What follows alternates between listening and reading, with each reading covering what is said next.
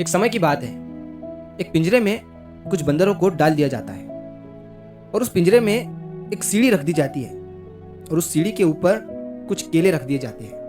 अब जैसे ही उस पिंजरे में के बंदरों को सीढ़ी के ऊपर केले रखे हुए दिखते हैं तो उन बंदरों में का एक बंदर सीढ़ी पर चढ़ने की कोशिश करता है और जैसे ही वो सीढ़ी पर चढ़ता है तो उन सभी बंदरों पर ठंडा पानी डाल दिया जाता है।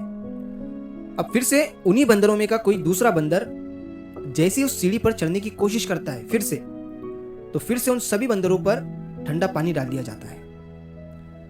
अब धीरे धीरे उस पिंजरे में के जो बंदर थे उन्हें समझ में आने लगा था कि जैसे ही हम इस सीढ़ी पर चढ़ते हैं हम सभी पर ठंडा पानी डाल दिया जाता है। तो उन बंदरों ने अब सीढ़ी पर चढ़ना बंद कर दिया था। इवन उन्हें उस सीढ़ी पर केले भी रखे हुए दिख रहे थे, लेकिन अब उनमें से कोई भी बंदर उस सीढ़ी पर चढ़ने की कोशिश भी नहीं कर रहा था। अब होता यह है कि उस पिंजरे में से एक पुराने बंदर को निकालकर उसमें एक नए बंदर को डाल दिया जाता है।